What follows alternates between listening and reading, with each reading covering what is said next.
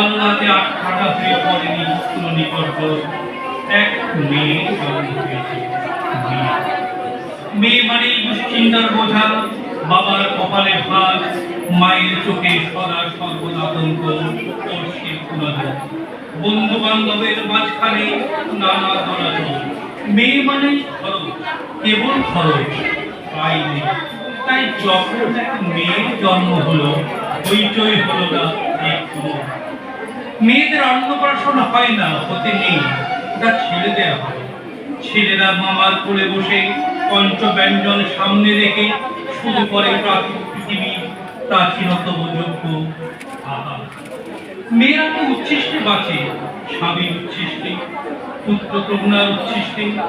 সবার খাওয়া শেষ হলে মেয়েরা খেতে বসে। একা একা নিজেকেই বেড়ে দিতে হবে। কেউ বলে না আর একটু মাছ দেব, একটু ভাত না। মেয়েদের পায়ে পায়ে খরচ, বিয়ে দাও খরচ, বিয়ে হলে সন্তান আসবে খরচ, সন্তানকে বড় করতে হবে খরচ। তাই মেয়েরা যখন জন্মায় তখন উল্লাস নয়, আনন্দ নয়, শঙ্খধ্বনি নয়, ফুল নয়, নীরবতা, গভীর নীরবতা।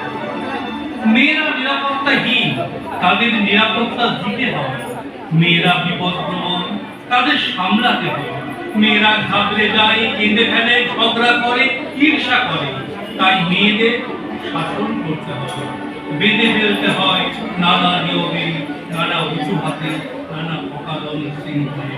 তবু সেই মেয়েরাই গর্বে ধারণ করে পুরুষ প্রাণ। অমর যে পুরুষোত্তম শ্রীকৃষ্ণ, তারও গর্ভধারিণী আর পালনকারিণী দুজন মানুষই মেয়ে।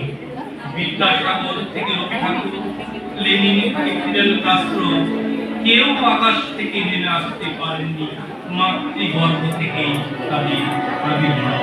তবু মেয়েরা জন্মালে পরিবারে আনন্দ জাগে না, বাবার কপালে ভাঁজ পড়ে, বাড়তে থাকে, মায়ের বুক কাঁপে, কাঁপতে থাকে। মেয়ে যখন জন্মায় শাঁখ বাজে না, উলুধ্বনি জাগে না, সরগরম হয়ে ওঠে না পুরো ঠিকানায়।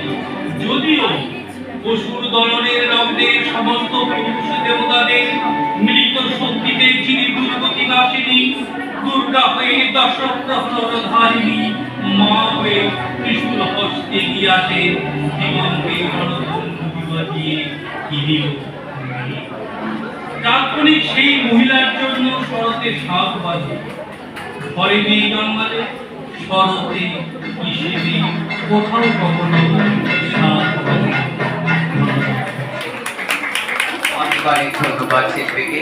পরবর্তী শিল্পী মৌমিষ্টি মণ্ডল।